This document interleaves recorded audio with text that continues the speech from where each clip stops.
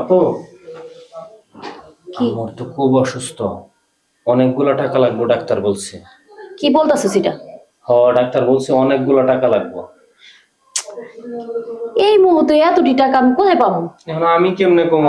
আমার বলছে তোমার বলার জন্য। আচ্ছা তুই ঠিক আছে, তুই যা। আচ্ছা। আমার কলিং রে ফোন দিতাছি। হ্যালো দোস্ত, আমার মায়ের খুব অসুস্থ। আমার কিছু টাকা দা দিতে পারবি? কত? এই 20,000 টাকার মতো। কি কইলি? দিতে পারবি না? ইস, আমি এখন এই মুহূর্তে এত টাকা কই পাই?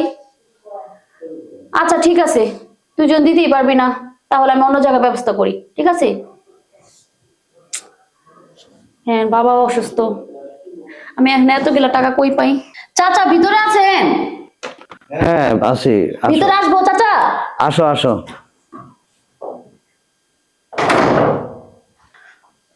চাচা আপনার কাছে আমি একটা দরকারে আসছিলাম। বসো।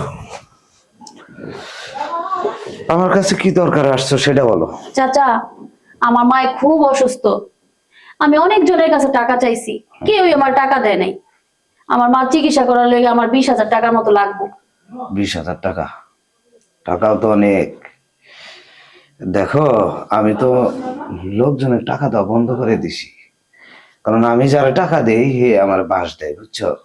যার কারণে এখন আর টাকা পয়সা মানুষকে দেই না। না চাচা, আমি আপনার টাকা দিয়ে দিমু। আমার মা খুব অসুস্থ, আমার 20,000 টাকা না দিলে আমার মা খুব মানে সিরিয়াস অবস্থা, মারা যাইতেও পারে।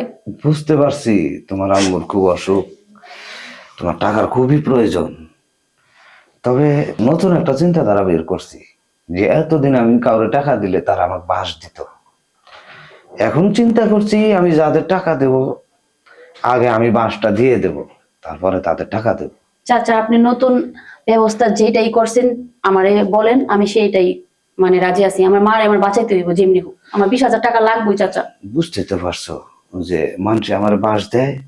এখন আমি চিন্তা করছি টাকা দেবো, টাকা দেওয়ার আগে আমি বাস দেবো, বাস দিয়ে তারপরে টাকা দেবো। বাস দিবেন মানে বুঝলাম না চাচা। হ্যাঁ, ছোট্ট একটা বাস আছে, ওই বাসটা দেবো আগে।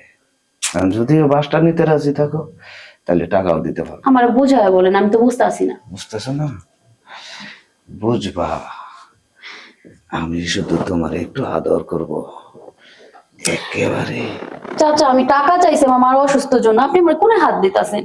আদরে আদরে ভরিয়ে দেব, তারপরে ছোট্ট একটা বাঁশ নিচে দেব, তারপরে তোমাকে টাকা দিয়ে দেব। তুমি নিয়ে তোমার মামুলের চিকিৎসা করবা, ঠিক আছে? রাজি আছো? হ্যাঁ, আমি আমার মায়ের অসুস্থ আছে, আমার টাকাটা লাগবে, আমি এখন রাজি আছি এটার জন্য।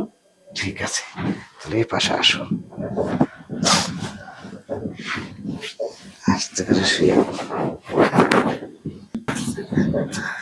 চাচা, আপনি তো এখন আমার বাস দিলেন, সবই করছেন, এখন আমার টাকাটা দেন।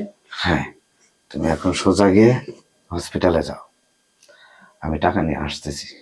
আসবেন তো? অবশ্যই, আমি তোমাকে বাস দিয়েছি না, এখন টাকাও দেবো। আচ্ছা ঠিক আছে, আপনি কিন্তু হাসপাতালে যান। অবশ্যই আমার যাবো। টাকা না দিলে কিন্তু আমার মায়ের খুবই অবস্থা খারাপ। শুধু 20,000 না, যত টাকা লাগবে চিকিৎসা করতে আমি দেব, যাও। আচ্ছা আচ্ছা।